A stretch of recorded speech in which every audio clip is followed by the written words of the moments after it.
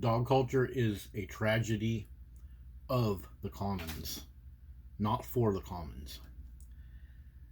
Let's have a quick summary. The tragedy of the commons is an economic theory that describes how individuals acting in their own self interest can deplete shared resources. So, today I want to talk to you about shared resources. That's our fellow humans. And dogs and dog culture overuses our humans to serve dogs. And so we deplete our own human resources while we worship dogs. Um, I've come up with some headbutting and scrutiny with my analysis of the tragedy of the commons.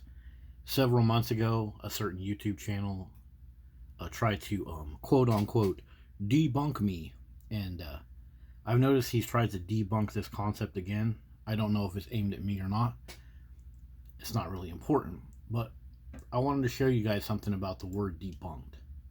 When you see the word debunked on a YouTube channel, that's not inviting you to look deeper at the issue or to understand the issue more. The word debunked is often used, as we see right here, to dismiss multiple claims without addressing them individually. So, when we see something like this where it says, debunked, tragedy of the commons, no, it's tragedy for the commons, that's just a person picking out one little word of or for and then making an argument over the whole thing with just one little word. The fact of the matter is, it's a tragedy and it affects the common people, and it does fit the tragedy of the commons. But let me show you part of the argument of this channel. So he copies and pastes in his description that the tragedy of the commons has been criticized as a justification for policies that favor privatization and restrict access to resources. Well, you're not really understanding this whole thing. Dog culture is still a tragedy of the commons. The commons are our common people and our common connection.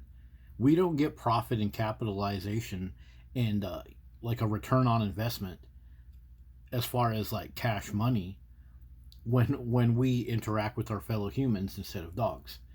And this is all set up by this guy's channel. As you can see down here, his top follower, capitalism strikes again. So they're trying to link this whole thing to capitalism, and that's just a totally myopic way of thinking about it.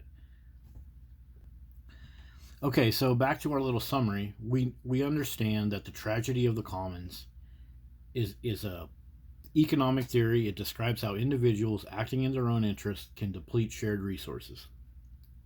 This can lead to negative consequences for the entire community. The conflict between individual and collective rationality. So right now we live in a dog worshipping society, and one of our common resources, the tragedy of the commons, is our fellow humans. And our fellow humans are being overused by dog-loving humans or by dogs themselves. We as humans are getting overused to serve dogs, and then we can't serve ourselves. So here's a little summary about that. Humans are considered an important resource for each other due to their unique skills, talents, and knowledge.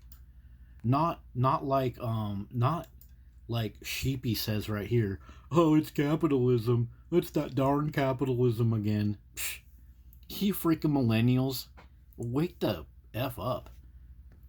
It's not capitalism. The resource is our fellow humans. Our fellow humans contribute to achieving common goals, enhancing productivity in various contexts. This interdependence highlights the value of collaboration. Yes, collaboration. You can never collaborate with a dog. You can't collaborate with the dog owner. They're too busy worshiping their dog. They gotta work extra hours. They can't leave their house. So, even if you walk over to a dog owner's house and you're like, hey, I need a couple extra hours sleep this week, can you get your dog to be quiet? They're going to say no. No, I'm going to overuse the resource of putting noise pollution into the community or whatever else. So dog culture overuses the human resources. It's not strictly capitalism. It's so funny how these other anti-dog channels link everything to capitalism, and they totally um, they scoot over this part about the human connection. Human connection is the real capital. It's the real value of currency that we can trade between each other. And check out some of these summaries or these studies. I'll put them in the description. But despite all of this crazy digital connectivity, our cell phones and internet and stuff, where we're looking at pictures of dogs too, people feel more lonely today and more isolated than ever. Like, we need each other.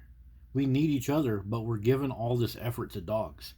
This paradox is particularly evident among younger generations who often experience loneliness while being active on social media. Younger generations who are active on social media, yeah, that's this person right here. That's this person right here. I'm doing little circles around. And they're going to blame it all on capitalism. No, the problem is the lack of human connection. Another thing that you can look up is research indicates people are becoming less available for each other. That's a community resource. That's a community resource that's getting overused by dog owners. More and more people are spending their time in veterinary jobs, dog grooming jobs, being police officers and responding to dog calls. And in all of those jobs, they're not responding to humans. So we're less available for each other.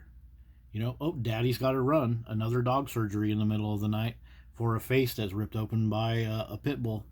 Or mommy's got to run to the veterinary office and open up a dog because a dog ate somebody's carpet. Yeah, our humans are like that. The tragedy of the commons. We're commonly supposed to have access to each other, but we're given that access to freaking dogs. And it's just like this. Many people prefer dogs over humans due to the unconditional love and loyalty. Psh, yeah, whatever. That's just a marketing gimmick. And they say they can be more comforting than human relationships. Yeah. Dogs are seen as non-judgmental companions that offer consistent support without complexities of human interactions. Speaking about non-judgmental companions, I gotta do it, guys. Non-judgmental companions, that's like every one of K9's commenters. They don't want to look deeper into what he's saying. They want to just follow this whole thing of debunked. It's true. Now go comment positively on me. Yeah, K9 subscribers they're like dogs. Yeah, they're the non-judgmental companions. I do what Kanan said because he gave me a dopamine hit today.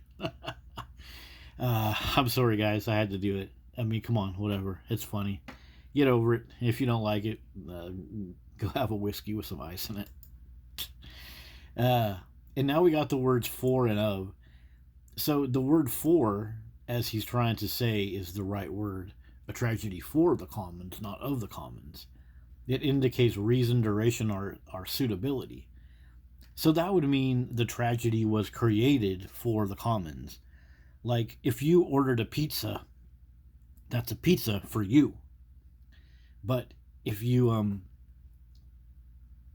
ordered a pizza and said the pizza was of you, that means this.